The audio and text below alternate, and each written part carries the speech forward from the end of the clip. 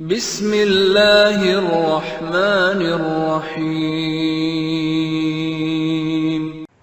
بسم اللہ الرحمن الرحیم نحمدہ ونصلی ونسلم علی رسولہ الکریم۔ یہ ہم قسط وار بزرگوں کی خدمت میں کچھ انشاءاللہ معروضات پیش کریں گے، جس سے آپ کا بڑھاپا قیمتی بن جائے گا،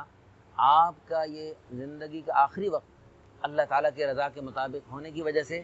آپ کا آخرت کی جو زندگی کا نیا سفر شروع ہونے والا ہے وہ قیمتی ترین بن جائے گا، خوشگوار بن جائے گا اور پرسکون بن جائے گا۔ آپ کو قبر میں راحت ملے گی، آپ کا حشر کا دن ہے 50,000 سال کا دن وہ بھی اللہ کے عرش کے سائے تلے گزرے گا، اور انشاءاللہ ثم انشاءاللہ اس کے بعد جو ہے آگے آنے والی پوری زندگی ہمیشہ کی آخرت کی زندگی وہ قیمتی بن جائے گی۔ اصل میں آخرت کا خاتمے کا اعتبار ہوتا ہے، العبرۃ بالخواتین، خاتمے کا اعتبار ہوتا ہے۔ خاتمہ جیسا ہوگا ویسے آگے معاملہ ہوگا۔ ایک آدمی زندگی بھر اس کا بچپن، اس کا لڑکپن، اس کی جوانی، اس کی ساری زندگی اچھی گزری، اللہ تعالیٰ اور اس کے پیارے حبیب صلی اللہ علیہ وسلم کی چاہت کے مطابق گزری، لیکن آخر وقت میں بڑھاپے میں اس نے کوئی اللہ معاف فرمائے ایسے غلط ماحول میں چلا گیا، ایسی غلط چیزوں میں پڑ گیا، جیسا کہ آج کل کے زمانے میں ایسا آ گیا ہے۔ حدیث پاک میں آتا ہے ایک زمانہ آئے گا انسان یصبح مؤمنا ویمسی کافرا،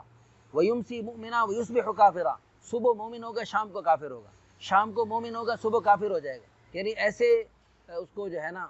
یعنی ایسی چیزوں میں پڑ جائے گا جس کی وجہ سے یعنی وہ ایمان کو بیڑا غرق کرنے والی اور ایمان کو تباہ کرنے والی اور ایمان کو سلب کرنے والی چیزوں میں وہ مبتلا ہو جائے گا۔ یہ موبائل کے رنگ برنگے پروگرام، موبائل میں بیہودہ چیزیں وہ ایمان کو سلب کرنے والی اور ایمان کو تباہ و برباد کرنے والی چیزیں ہیں۔ آپ تو جوان کیا ہیں جی، بوڑھے کیا، مرد کیا، عورتیں کیا، سب اس لت میں مبتلا ہو گئے۔ اللہ تعالیٰ ہم سب کی حفاظت فرمائے، خصوصاً یہ جو بزرگ ہمارے بھائی ہیں، بزرگ حضرات ہیں اور بزرگ خواتین ہیں، ان کا تو چلو آخری وقت ہے، انہیں تو آخری وقت میں تو اللہ کی طرف لو لگانے کا حکم۔ ہمارے پیارے نبی صلی اللہ علیہ وسلم بخشائے گناہوں سے پاک معصوم رسول اللہ صلی اللہ علیہ وسلم پر جب سورہ نصر نازل ہوئی تو حضرت ابوبکر صدیق رضی اللہ عنہ، تمام صحابہ کرام رضی اللہ عنہم اجمعین خوش ہو گئے، جیسے اس میں جب اللہ تعالیٰ کی طرف سے خوشخبریاں بھی ملیں، اذا جاء نصر اللہ والفتح، جب اللہ تعالیٰ کی مدد اور فتح آئے گی، ورأیت الناس يدخلون فی دین اللہ افواجا، اے دیکھنے والو تم دیکھو گے کہ لوگ فوج در فوج اسلام میں داخل ہو رہے ہیں، فوج در فوج اسلام میں داخل ہو رہے ہیں۔ تو اس فوج در فوج اسلام میں داخلوں کی خوشخبریاں سن کر صحابہ کرام بڑے خوش ہو گئے، لیکن حضرت ابوبکر صدیق رضی اللہ عنہ کو دیکھا وہ کونے میں بیٹھے رو رہے ہیں۔ تو ہم سب کا ایمان ہے افضل البشر بعد الانبیاء بالتحقیق، انبیاء کرام علیہ السلام کے بعد سب سے افضل ترین جو انسان ہے وہ حضرت ابوبکر صدیق رضی اللہ عنہ ہے۔ اللہ نے ان کو بہت اونچی شانیں عطا فرمائیں اور اللہ نے ان کو بڑا علم عطا فرمایا۔ علم ایک ہے صرف مسائل کو جان لینا، مختلف اوقات کے مسائل کو جان لینا، لیکن ایک ہے اس بات کو جاننا کہ اس وقت اللہ کیا چاہ رہا ہے، حال کے امر کو پہچاننا۔ اس کو بھی سب سے زیادہ پہچاننے والے حضرت ابوبکر صدیق رضی اللہ عنہ، جس کے مختصر اشارہ کافی ہے۔ حضور صلی اللہ علیہ وسلم کی وفات کے بعد جو صحابہ کرام رضی اللہ عنہ اجمعین کی جو کیفیت تھی، صحابہ کرام رضی اللہ عنہ اجمعین پر جو غموں کا پہاڑ ٹوٹا تھا، لیکن اس حالت میں بھی حضرت ابوبکر صدیق رضی اللہ عنہ کو اللہ تعالیٰ نے جو فراست عطا فرمائی، جو فہم عطا فرمایا اور دین کی سمجھ عطا فرمائی اور تفقہ فی الدین عطا فرمایا، وہ ساری دنیا کے سامنے واضح ہے۔ تو حضرت ابوبکر صدیق رضی اللہ عنہ بیٹھے سورہ نصر کے نازل ہونے کے بعد رو رہے ایک طرف بیٹھے ہوئے، تو صحابہ کرام حیران پریشان کہ حضرت آپ اتنی خوشخبری سن کر اس میں کیا رونے کی بات؟ تو فرمایا آگے دیکھو، آگے اللہ کیا ارشاد فرما رہے ہیں، اذا جاء نصر اللہ والفتح ورأیت الناس يدخلون فی دین اللہ افواجا فسبح بحمد ربک واستغفرہ انہ کان توابا، آپ تسبیح کریں، تحمید کریں اور استغفار کریں، بے شک اللہ تعالیٰ جو ہے وہ معاف کرنے والے ہیں، توبہ قبول کرنے والے ہیں۔ یہ جو ہے تسبیح اور استغفار کا جو حکم ہے، یہ اس بات کی طرف اشارہ ہے کہ رسول اللہ صلی اللہ علیہ وسلم کو اب اللہ تعالیٰ اپنے پاس بلانے والے ہیں۔ یہ آخری وقت کا یہ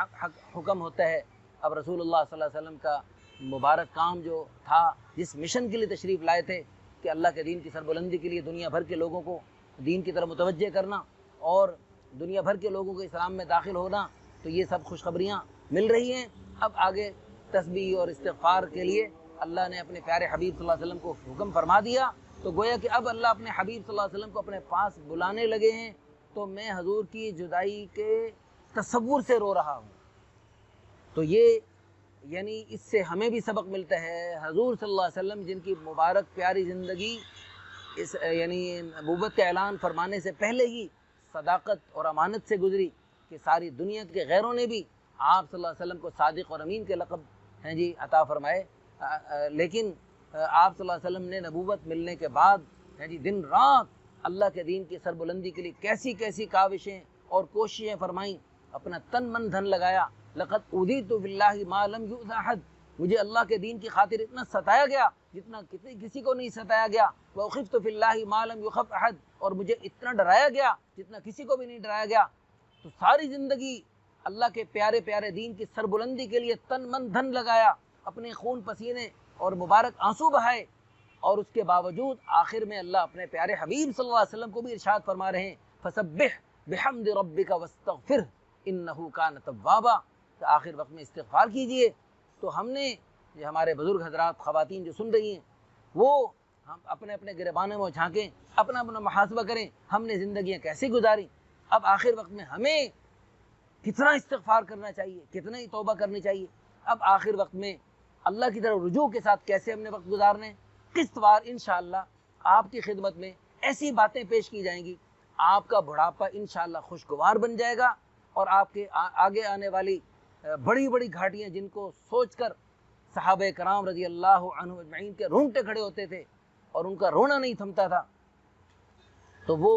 آگے آنے والی گھاٹیاں انشاءاللہ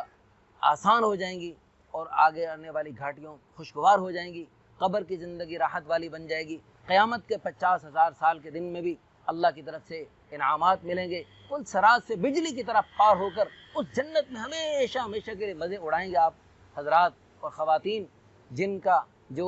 وہ نعمتیں عطا فرمائیں گے اللہ تعالیٰ جو کسی آنکھ نے دیکھی نہیں، کسی کان نے سنی نہیں، اور کسی دل پہ خیال بھی نہیں گزرا۔ اللہ تعالیٰ ہم سب کو عمل کرنے کی توفیق عطا فرمائے۔ آخر میں صدقہ جاریہ کے طور پر نیت فرمائیں کہ انشاءاللہ اس بڑھاپے کو قیمتی اور خوشگوار بنانے والی قسطیں اس کو ساری دنیا میں پھیلائیں گے اور دنیا کے کونے کونے میں پہنچائیں گے۔ اللہ عمل کرنے کی توفیق عطا فرمائے، آمین ثم آمین۔